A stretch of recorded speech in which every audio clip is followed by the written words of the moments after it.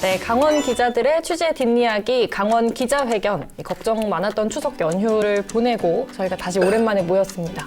연휴 잘 보내셨나요? 아주 조용하게 네. 정부에서 하라는 대로 네. 안 움직이고 잘 지냈습니다. 뭐 차분한 추석이었던 것 같아요. 강원도 내에도 큰 뭐 이렇게 사건 사고나 네. 큰 불상사 없이 조용히 연휴가 좀 지나간 것 같고, 물론 이제 코로나 상황들은 이제 주 후반이 되면 또 2주간의 또 잠복기가 있기 때문에 상황이 어떻게 반전될지는 또 좀 지켜봐야 될 것 같은데, 대체로는 좀 차분하고 조용한 분위기 속에서 추석 연휴가 지나가지 않았나, 뭐 이런 보도들이 많았던 것 같습니다. 네, 저희 가족도 원래는 매년 이제 명절 때마다 친척들이 모였는데 이번에는 가족들끼리만 보냈거든요. 근데 저희 어머니가 매번 이제 차례상을 준비했는데 안 하니까 어색하셨나 봐요. 그래서 어떻게 전이라도 조금 붙이셔가지고 저희 가족 4명이서 절을 하고 그랬습니다. 서로. 네.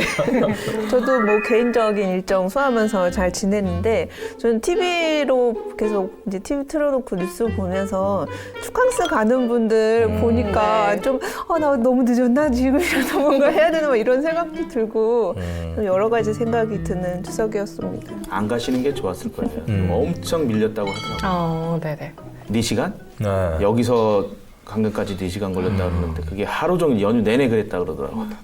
그러니까 동해안 관광지는 뭐 여전히 관광객들이 많이 몰려서 곳곳에서 좀 뭐 이렇게 북적대는 모습들을 좀 봤는데, 뭐 정부에서도 강력하게 좀 사회적 거리두기, 또 추석 연휴에 혹시 모를 지역사회 감염을 좀 차단하기 위해서 지자체나 뭐 이런 데도 다 방역에 많이 신경을 썼던 것 같아요. 그런 네네. 모습들이 나타난 거 아닌가 싶습니다. 네, 그리고 변호사님 이번에 지난 추석 전 방송에서 전국의 며느리들을 좀 대변해 주셨잖아요. 시어머니들께서 빨리 용단을 내려주시길. 야, 이거. 근데 실제로 이제 명절 끝나고 이혼 상담 건수가 는다고 하던데 네. 실제로 그런가요? 네, 맞습니다. 명절 이후에 상담 건수가 느는 것은 사실이고, 상담 이후에 실제로 소송까지 이어지는 경우도 많아요. 네, 네. 작년까지는 이제 상담이 자주 왔었는데, 올해는 이제 차례 안 지내시는 집도 많고 해서 아마 좀 올해는 뜸하지 않을까 생각을 하고 있고요. 근데 워낙 요즘에 이혼율이 그냥 다 높아요.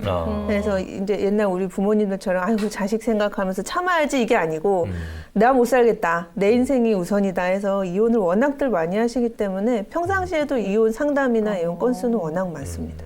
그 경찰청에서 이제 네. 4일에 이제 추석 명절 종합 치안 활동이라고 결과를 발표를 했더라고요. 근데 예. 그러니까 코로나 때문에 이동이나 만남이 좀 적어지니까 지난해 명절 대비해 교통사고나 가정폭력 건수가 많이 줄었다라는 결과가 좀 나왔더라고요. 그러니까 그렇죠. 일단은 뭐 사람들 가족들 간에도 이렇게 뭐랄까 이렇게 다 모여가지고 하는 이런 명절 쇠는 문화도 코로나19라는 이런 초유의 상황들이 많이 변화를 시키는 것 같아요. 네네. 지금은 가급적이면 뭐 고향에 가더라도 미리 좀 벌초를 다녀온다든지 성묘를 다녀온다든지 뭐 이런 분위기가 확산이 되니까 나도 조심하고 너도 조심하고 뭐 이런 분위기 속에서 뭐 의도치 않게 그런 명절의 사건 사고들도 많이 좀 줄었던 것 같은데, 그래도 또 좀 뭐 소소하게 또 있었던 네. 일들은 있었던 것 같아요. 네.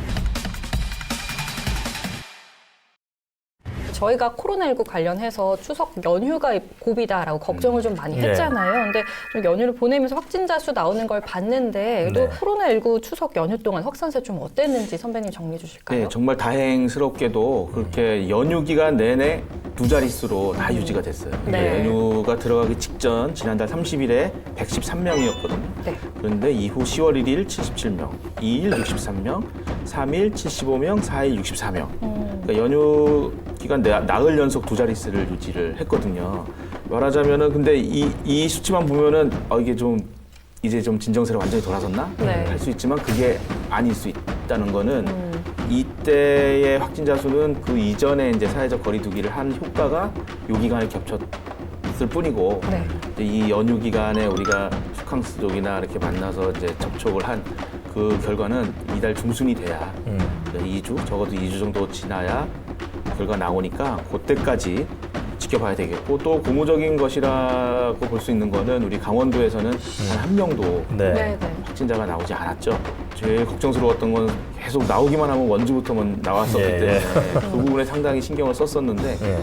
안 나왔어요. 그래서 그것도 아마 이제 앞으로 이 상황이 계속 유지가 되면은 향후에 이제 좀 사회적 거리두기나 이런 것도 완화되지 않을까 하는 좀 기대를 하게 되는 부분입니다.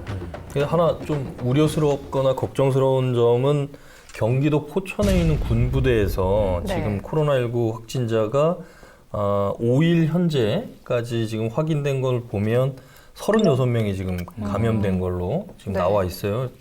군부대에서 지금 이제 뭐 원인이라든지 감염 전파 경로들 뭐 방역 당국하고 같이 조사를 하고 있겠지만 결국은 집단적으로 모여 있는 어떤 특수성들이 있잖아요. 특히 이제 군부대는 숙식을 같이 하는 어떤 생활관 같은 것들이 있기 때문에 특히 이제 젊은 층들이 이제 많이 이 생활을 하고 있어서 한 명이 감염이 됐을 때 무증상 상태에서 또 전파가 됐을 가능성 뭐 이런 것들을 좀 걱정해 볼 수 있는데 우리 강원도 내에도 뭐 군부대가 워낙 많다 보니까 네.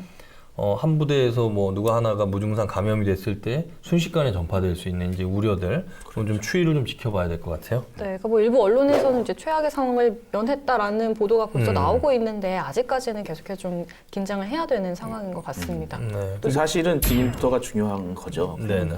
요때 이제 뭐 혹시라도 뭐 좀 증상, 음. 의심 증상이 나타난다 싶으면은 좀 기다려봐야지 하는 게 아니라 바로바로 체크를 해서 더 이상의 확산이 되지 않도록 이렇게 진료를 받아야 되지 않나 이렇게 생각이 듭니다. 좀 다행인 거는 그 이제 국민들의 인식들이 상당히 높아졌어요. 그래서 과거처럼 마스크를 안 쓰고 시골 지역도 이제 거의 대부분이 마스크를 좀 쓰고 생활을 하는 부분들 또 사회적 거리두기 이런 거에 대한 인식들이 이제 많이 정착이 돼서 그런 면에서는 개인 방역 수칙들을 좀 잘 지키고 있지 않나 뭐 이렇게도 좀 이해해 볼 수 있을 것 같습니다. 네, 또 정부가 또 다음 달 13일부터는 뭐 버스나 병원에서 네. 무조건 마스크 의무화 행정 명령을 내렸죠. 네. 마스크 그동안 잘 껴왔듯이 계속 잘 끼면 될 것 같습니다. 예.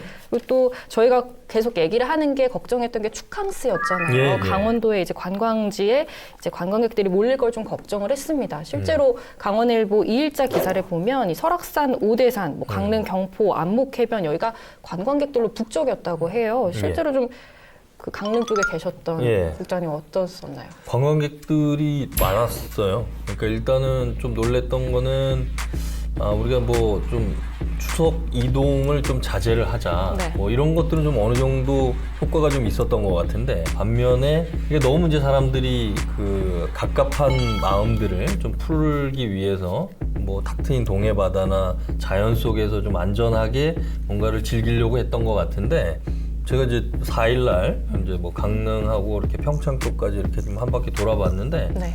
동해안에 뭐 관광객들이 많더라고요. 특히 뭐 도깨비 바위에서 여전히 줄 서가지고 차례차례로 사진 찍고 계시고 또 뭐 유명한 뭐 커피 전문점들 또 명소들 이런 데도 사람들이 많이 오고 그런데 뭐 어린 아이부터 해서 가족들이 대체로 다 마스크 끼고 이런 네. 모습을 보기는 좀 좋긴 하더라고요. 근데 왜냐하면 또 동해안 지역 경제에도 또 활성화돼야 되는 부분이 있으니까 그런 면을 이제 지자체에서도 방역은 강화를 하지만 못 오게 뭐 아예 막을 수는 없잖아요. 예, 그러다 보니까 관광객들은 여전히 뭐 호텔 리조트에도 많고 눈에 띄었던 거는 그런 문화가 지금 많이 확산은 되는데 캠핑 차량들이 참 많구나. 네. 동해안에 좀 바다가 보이는 주차장 공간이라든지 이런 데는 큰 트레일러 뭐 그 카라반이라고 하네 뭐 그런 거를 끌고 와서 차박을 즐기는 사람들 또 뭐 텐트를 친 분들도 여전히 좀 군데군데 좀 있고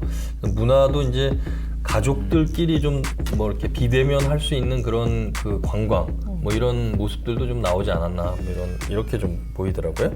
네, 뭐 강원도뿐만 아니라 제주도 같은 경우에도 우리 가족도 못 오게 하고 있으니까 관광객들 오지 말라고 좀 네. 부탁을 했었잖아요. 근데 네. 이미 뭐 많은 관광객들이 왔다 가서 그만큼 좀 그 지역에 사는 주민들은 그만큼 불안할 것 같습니다. 그렇죠. 강원도 내에서 좀 방역 같은 게 좀 잘 이루어졌을까요, 이번에?